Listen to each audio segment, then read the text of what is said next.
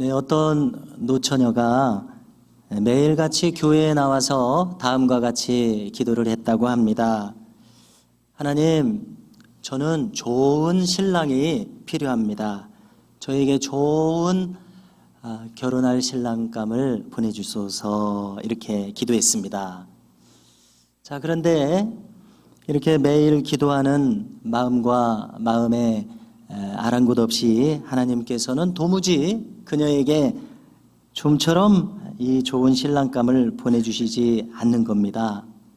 그러던 어느 날 이 여자 청년이 이와 같이 기도하는 것을 지켜보시던 목사님이 조용히 그녀를 불러서 도움이 될 만한 충고의 한마디를 하게 되었습니다.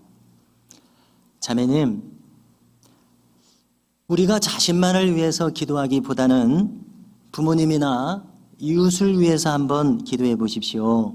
그러면 자매님의 마음이 조금 더 잘 전달될 것이라고 생각합니다. 이렇게 말씀했습니다. 그래서 이 목사님의 조언을 들은 이 아가씨가 다음 날부터는 이렇게 기도하게 되었다고 합니다. 하나님, 저희 부모님에게는 정말 좋은 사위가 필요합니다. 부디 저희 부모님을 위해서 좋은 사위감을 보내주세요 하고 기도했다는 것입니다. 정말 어지간히 좋은 신랑감을 만나서 시집을 가고 싶었던 모양입니다. 이 기도가 들어졌기를 바라는 마음이 드네요. 자, 이제 12월에 접어들면서 우리는 성탄 시즌을 맞이하게 되었습니다. 교회력에서는 이 대림절부터 해서 한 해를 시작하는 의미가 있습니다. 주님께서 예수님 아기 예수로 오시던 그 당시로 우리가 거슬러 올라가서, 자, 그때 유대인들은 그 보편적인 마음이 간절히 메시아를 기다리는 그러한 때였습니다. 자, 이것은 여러 가지 의미를 찾을 수가 있는데요. 그 중에 한 가지, 이 인간의 궁극적인 구원을 대망하는 순수한 마음 말고도 그때는 이 로마 제국의 식민지에 처해져 있지 않습니까? 압제를 당하고 있었습니다. 우리의 일제강점기를 생각해 보십시오. 그래서 그 압제에서 벗어나게 하실 메시아를 대망하는 의도도 있었습니다. 즉 정치적인 메시아를 간절히 바라는 마음도 있었습니다. 그러나 무엇보다도 성경에서 말씀하시는 그대로의 구원자이신 이 메시아, 헬라어로는 그리스도입니다. 이 그리스도를 간절히 기다리는 유대인들이 많이 있었습니다. 그래서 오죽하면 그들 중에 이 연로하신 두 분의 할아버지 할머니를 우리 복음서에서는 소개하고 있습니다. 그들의 이름은 안나와 시므온입니다. 아기 예수를 성전에서 그들이 만나고서 이구동성으로 감사하며 하나님께 영광을 돌리는 대목을 우리가 읽을 수 있습니다. 그 중에 한마디를 같이 들어보면은요, 주제여, 이제야 나를 도와주시는군요. 제가 주의 구원을 보았나이다. 무슨 뜻입니까? 이제는 나이도 많고 내가 눈을 감아도 되겠습니다. 평생 기도를 들어주셨습니다. 죽어도 여한이 없습니다. 이 정말 우리로서는 잘 이해되지 않는 큰 깊은 믿음과 경건을 이 할아버지의 말을 통해서 우리가 들을 수 있습니다. 이렇게 하나님께 영광을 돌리는 고백을 들을 수 있을 정도인데요, 우리가 2023년 올해도 다사다난한 일들이 얼마나 많았습니까? 이 한 해를 마무리하는 12월에 벌써 우리 모두가 들어섰습니다. 돌이켜볼 때 국내적으로 참 어지러운 소식이 많이 들려왔었습니다. 이러한 와중에 대림절을 맞이하는 우리로서는 더욱 간절한 마음으로 우리의 구원자 되신 우리 주님을 새로이 만날 수 있기를 기대하는 마음이 우리 모두에게 있는 줄로 믿습니다.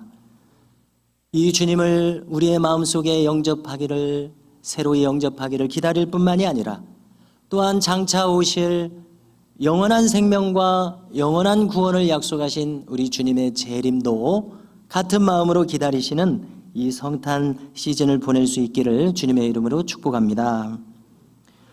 오늘 본문 이사야서 9장은 메시아에 대한 예언으로 유명한 본문입니다. 주전 700년대에 활동했었던 이 이사야 선지자, 그는 왕족으로 선지자로 부름받았던 인물이었습니다. 우리가 만일 이사야서를 이 9장까지 쭉 읽어 오시게 된다면은 한 서너 가지 중심 주제들을 만나게 됩니다. 그럼 먼저 1장을 한번 읽어 보시면은요, 참 그 애절한 마음이 느껴집니다. 왜냐하면 이 하나님의 백성 이스라엘 백성들이 또다시 거듭해서 하나님을 떠납니다. 고관 대작들, 재판관들, 사회의 지도층들 타락하고 또 백성들도 같은 모양으로 거짓된 길에 빠집니다. 우리가 거기서 돌아와서 하나님께 합당한 인생으로 돌아와야 되겠습니다. 이런 간절한 마음이 있고요. 그 다음에 이제 6장쯤에 보면은 자기가 선지자로 부름을 받는 정말 이런 극적인 장면이 없습니다. 누가 좀 영화로 만들어야 될 것 같아요. 하나님께 극적으로 부름을 받아서 선지자로 세워집니다.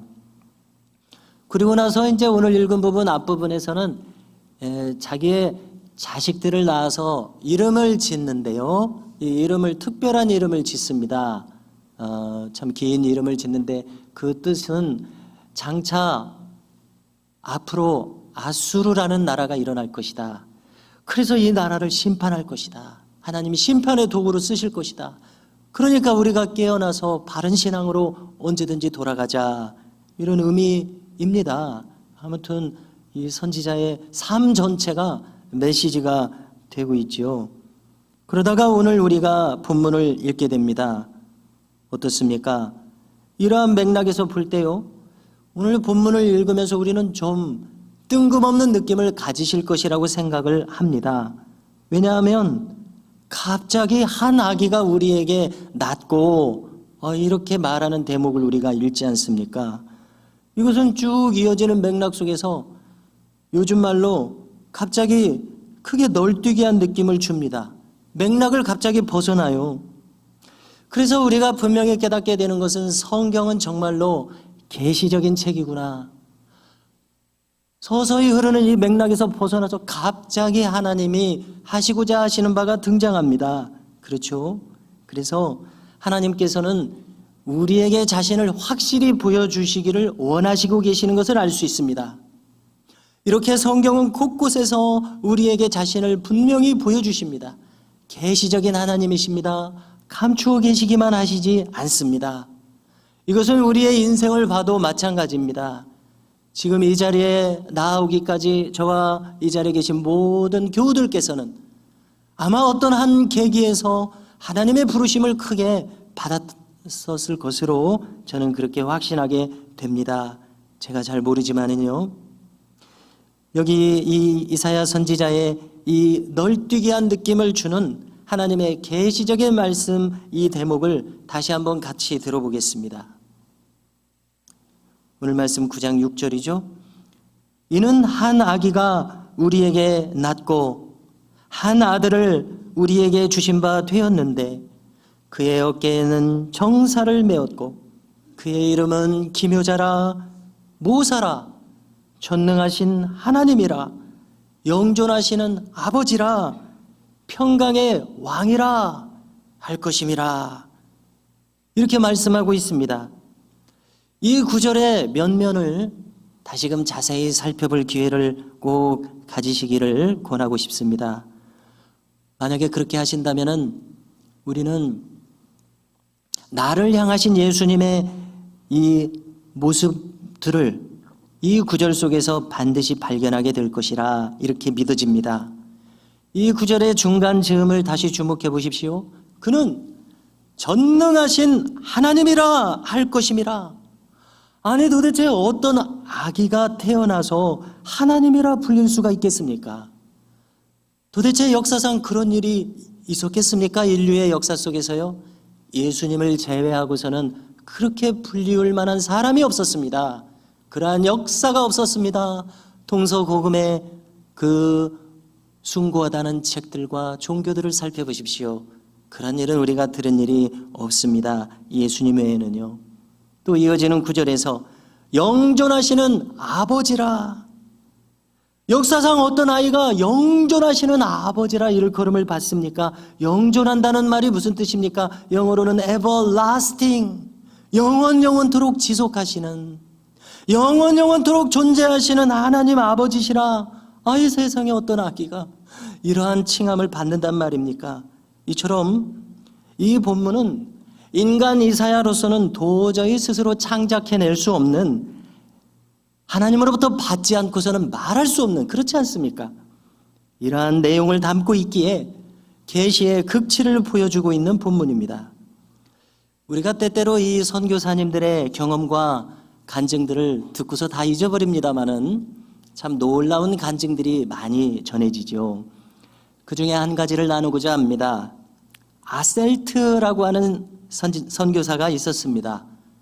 그는 아프리카 우지에 있는 어떤 식인종 마을에서 선교를 하고 있었다는 것입니다. 자기 나름의 움막을 마련해서 거기에서 기거하는 바로 이분에 대해서 식인종들이 가만히 둘 리가 없었겠죠. 그래서 밤중에 몰래 찾아가서 해치려고 하고 있었습니다. 그런데 이 식인종들이 해치기 위해서 찾아갈 때마다 깜짝 놀라게 되었다는 것입니다. 왜냐하면 이 움막 앞에 건장한 장수가 칼과 창을 들고서 지키고 있었기 때문에 그 위험에 놀라서 다시 뒷걸음질 칠 수밖에 없었다는 것이죠. 그리고 낮에 그 근처를 살펴볼 때에 아무리 봐도 그 건장한 사람은 보이지 않는 겁니다. 그래서 또 밤에 찾아가서 범하려고 할 때에 또 여전히 이 건장한 장수가 지키고 있어서 오금을 저리면서 뒤로 물러서게 되는 일이 반복되었습니다. 이들은 이 당황스러운 일에 더 이상 견디지 못하고 선교사를 찾아가서 말을 하게 되었습니다. 아니 여보시오, 아무리 낮에 찾아봐도 아무도 없는데 밤에는 이처럼 건장하고 무서운 장수가 당신을 지키고 있으니 이거 도대체 어떻게 된 일이오? 도대체 그 사람은 누구며 낮에는 왜 그 사람이 안 보이는 거요? 라고 묻게 되었습니다. 그랬더니 이 선교사님이 깜짝 놀라면서 아니 도대체 누가 나를 지킨단 말이요? 나는 혼자밖에 없는데 그런 사람은 내가 장담컨대 없소이다. 이렇게 대답을 하고 있는 순간에 이 아셀트 선교사에게 문득 떠오르는 한 가지 생각이 있었습니다. 그래서 그는 그 자리에 즉시 무릎을 꿇고 기도했다는 것입니다. 하나님 감사드립니다. 이 무익한 죄인을 버리지 않으시고 이와 같이 지켜주시니 감사를 드립니다. 저를 지켜주시는 하나님의 은혜를 깨닫지 못하고 지키는 자가 전혀 없다고 말했던 이 불신앙을 용서하여 주시옵소서. 그는 하나님이 동행하여 주심을 생각하지도 못하고 깨닫지도 못하고 확신하지도 못한 자신의 이 불신앙을 크게 돌이켜보게 되었다는 이러한 이야기입니다. 성도 여러분, 성경에 말씀하신 대로 하나님은 우리를 눈동자와 같이 보호하여 주신다는 이 말씀을 문자 그대로 우리가 믿을 수 있기를 바랍니다. 예수님은 마태복음 10장에서 말씀하십니다. 너희들에게는 머리털까지도 세신 바 되었느니라 어찌하여 염려하느냐. 머리털까지도 머리털이 10만 개가 넘는다고 하는 것 같습니다. 머리털까지도 하나님께서 신경을 쓰고 관리를 해주시고 계시다는 말씀을 예수님이 하셨어요. 우리는 이것을 꼭 기억해야 되겠습니다. 자, 이제 오늘 본문을 다시 살필 때에 오늘 본문 이 중심되는 부분에서 이 태어날 아기가 그의 어깨에는 정사를 메었다 이런 말씀이 나옵니다. 이 정사라는 말이 그렇게 쉽게 들어오지 않습니다. 히브리어를 찾아보니까 이 말은 정부를 뜻하는 말입니다. government, 정부, 나라, 제국. 그래서 나라를 다스린다는 그런 의미가 들어있는 말입니다. 무슨 뜻입니까? 이 아기가 장차 어깨에 이 나라의 통치를 짊어진다는 뜻입니다. 그래서 이렇게 보았을 때 이 말은 다윗과 하신 언약을 떠올리게 합니다. 우리가 사무엘하 7장을 보시게 되면은요, 하나님은 놀랍게도 다윗을 왕 위에 세우시고자 하시면서 정말 인간에게 이렇게까지 하나님께서 호의를 베푸실 수 있는가 하는 그 약속의 말씀을 듣게 됩니다. 이름하여 다윗의 언약입니다. 다윗, 그대가 나의 말씀 안에 머물러 있다면은 나는 그대의 왕위를 영원토록 이어지게 하리라. 그대의 후손이 다스리는 이 나라가 영원토록 서게 하리라. 여러 가지 약속 중에 이 대목이 있습니다. 다 똑같은 인간일 텐데 다윗만 하나님께서 이렇게 선대하실 수가 있습니까? 그래서 우리는 이런 생각을 함께 해보게 됩니다. 하나님께서는 자기의 뜻을 펼칠 수 있는 사람을 찾으시는 모양이구나. 바로 이런 생각입니다. 많은 사람이 있지 않습니까? 다윗은 그저 이름 없이 양떼를 치던 어린 목동이었었습니다. 이 세상에 아무 이름도 남기지 못하고 갈 수도 있었을 사람이었습니다. 그러나 그가 소년의 때에 하나님을 그렇게 찾는 그 모습이 어여쁘셨는지 하나님은 그를 택하셔서 오늘 이 언약까지 주시는 겁니다. 그래, 내가 수많은 인류 중에 그래 너 한 사람을 찾아냈구나. 너를 통하여 나의 아들 예수 그리스도를 보내고자 한다. 이 뜻을 그에게 밝히셨다고 생각합니다. 영원한 왕위를 주실 언약, 바로 이 이사야 선지자의 이 예언의 말씀을 통해서 하나님의 뜻이 선명하게 드러나고 있고, 오늘 우리가 교회 안에서 예배하면서 하나님을 찾는 무리가 된 것은 바로 이 예언이 성취되어 주의 다스리심이 우리에게 지금 미치고 있다는 것을 우리 모두가 깨달을 수 있기를 바랍니다. 또한 이분은 기묘자라 불릴 것이라고 합니다. 우리 한글로 번역하니까 기묘자 우리 평소에 쓰지도 않는 말입니다. 무슨 뜻입니까? 영어 성경을 보니까 원더풀이라고 불릴 것이다. 원더 무슨 뜻입니까? 아주 기이한 일입니다. 놀라운 일. 우리 인간은 한계가 있습니다. 우리의 능력이 미치지 못하는 바로 그 지점이 있습니다. 그러나 그것을 넘을 때 기이한 일입니다. 우리가 신약 성경에서 예수님께서 행하신 그 기이한 일이 얼마나 많습니까? 수많은 사람들을 만나면서 심령이 아픈 자는 심령을 고쳐주셨습니다. 육신이 아픈 자는 육신을 고쳐주셨습니다. 어둠 속에서 절망 속에서 있는 사람들에게 저 영원한 하나님의 나라 천국 복음을 확연히 보여주시는 일이 우리 주님 오셔서 하신 일이었습니다. 이 놀라운 일, 기이한 일, 이 생에 삶밖에 없다고 이렇게 좁은 시야 속에서 살아가는 사람들의 시야를 열어주셔서 저 영원한 하나님의 나라를 보도록, 이 나라에 속하기 원하도록 부르시는 이 일을, 이 놀라운 일을 예수님 하셨습니다. 예수님 돌아가시지 않았습니다. 하나님 죽어 계시지 않습니다. 오늘도 하나님은 살아계시고 역사하시는 줄 믿습니다.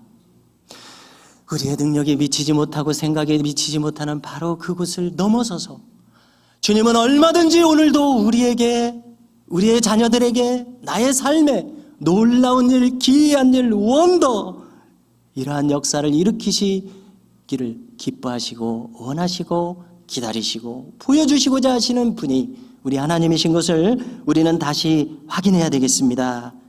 오늘도 살아계셔서 역사하신 이 하나님, 우리는 이 주님에 대한 기대로 이 생을 살아갈 수 있어야 되겠습니다. 또 그는 모사라 불릴 것이다 말씀합니다. 이 모사라는 말도 어렵습니다. 쉽게 말해서 참모를 생각하면 될 것입니다. 제갈 공명과 같은 이 훌륭하고 통찰력 있는 책사를 한번 떠올려 보십시오. 그와 함께 한다면 왕은 안심할 것입니다. 장수들은 믿고 그의 의견을 따를 것입니다. 그래서 이 모사라는 말은 참모라는 말로 이해하면 되는데, 영어 성경을 보니까 카운셀러라고 되어 있습니다. 카운셀러는 무슨 뜻입니까? 상담자라는 뜻이죠. 우리의 마음을 이제 나도 미처 알고 있지 못했던 것을 드러내줘서 한번 생각해 볼 수 있게 하고, 또 길을 찾게 해주고 번뜩이는 지혜를 얻게 해줄 수 있는 역할이 상담자들의 역할일 것입니다. 그런데 우리 주님을 보십시오. 우리 주님은 우리를 지으신 분입니다. 우리가 30년, 40년, 50년, 60년 이 땅에서 어떻게 살아왔는지, 무슨 일을 겪었는지 우리 주님은 아십니다. 아시기에 우리 주님께서는 나의 마음에 만일 어두움이 있다면 어떻게 하면 그 어두움이 물러갈 수 있는지, 어떻게 하면 광명한 빛이 내 심령에 찾아올 수 있는지 우리 주님은 그 길을 아시는 줄로 믿습니다. 참으로 우리의 인생에 필요한 부분은 바로 이 모사 되신 우리 주님 카운셀러, 나의 마음의 길을 안내해 주실 수 있는 바로 이분이 필요합니다. 나도 모르는 내 마음의 속사정 우리 주님은 당연히 알고 계십니다. 이 난관을 타개할 어떤 실마리를 우리 주님은 알게 하실 수 있는 분이십니다. 이것이 바로 모사로서 주님께서 우리의 심령에 일으켜 주시는 일입니다. 어떤 이 권 목사님이라는 분의 이야기가 기록되어 우리가 나눌 수 있습니다. 자, 이분의 이야기는 좀 흥미로운데요. 이분은 선친의 유전인자를 받아서 머리카락이 거의 없는 대머리이신 분입니다. 옆에 있는 사람은 그냥 별로 신경 쓰지 않고 지나갈 만한 일인데, 당사자의 일이라 이 당사자는 이 대머리인 것이 큰 스트레스였습니다. 특별히 자신의 나이보다 조금 더 나이 들어 보이는 것이 큰 신경 쓰이는 일이었습니다. 더 나아가서 이제 아이들을 낳고 기르는데 이 아이들은 별것도 아닌 걸 꼬투리 잡아서 놀리잖아요. 그래서 이 아이들이 놀리는 겁니다. 아이 친구들이, 야, 너희 아버지 대머리지? 이렇게 놀리는 아이들을 보고 이런 소리를 들을 때 이것이 참 남모르는 가슴 아픈 일이었다는 것입니다.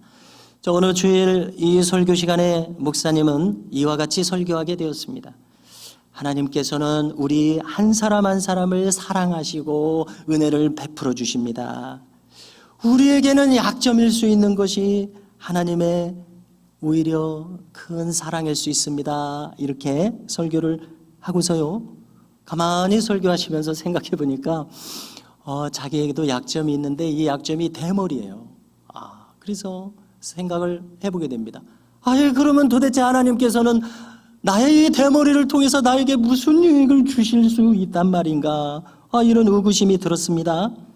그래서 설교를 마치고 집에 오셔서 과연 대머리여서 나에게 좋은 점이 무엇이 있을까? 종이를 꺼내서 한번 적어보기로 했습니다.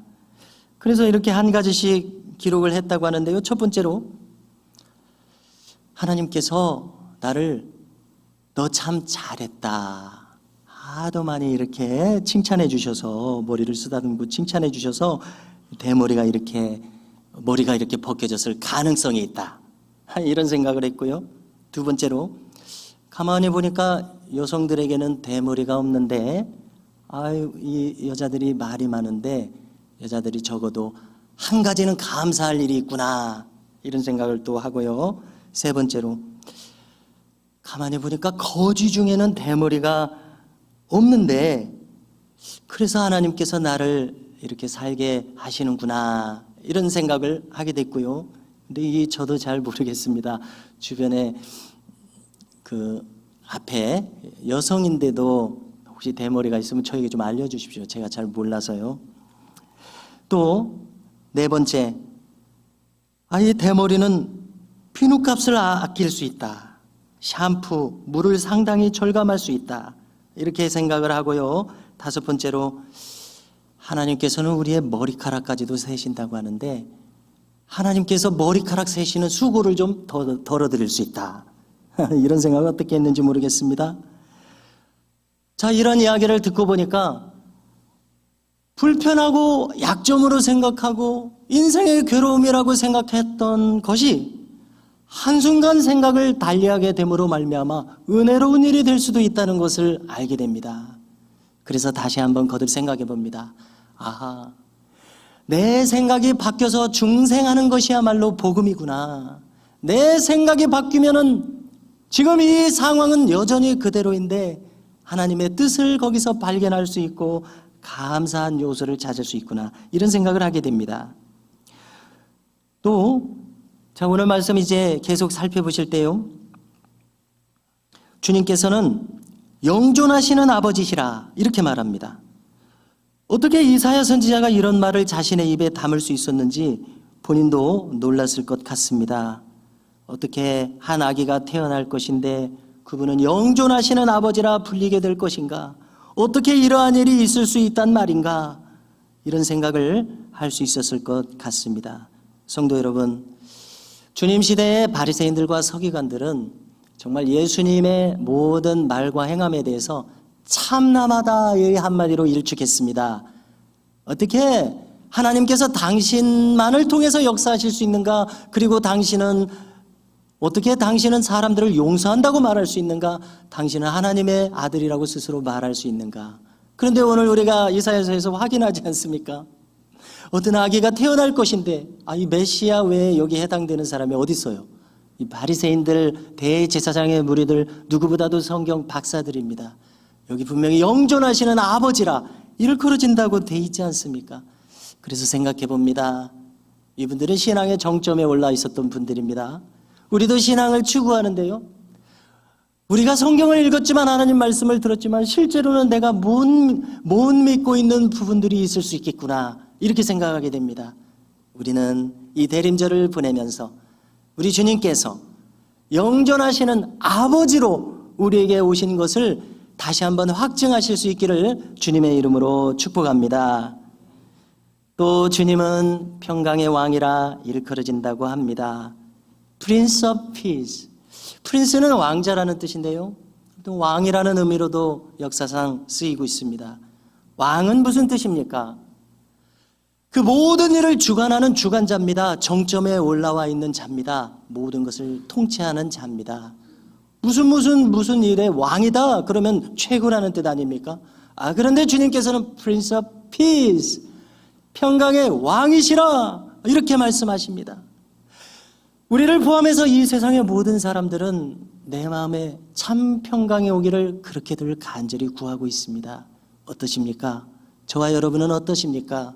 정말 내 마음에 이제 그 거리낌과 구김살은 한 점도 없는 그런 온전한 평강이 왔으면 좋겠다, 모두가 다 생각하실 것입니다.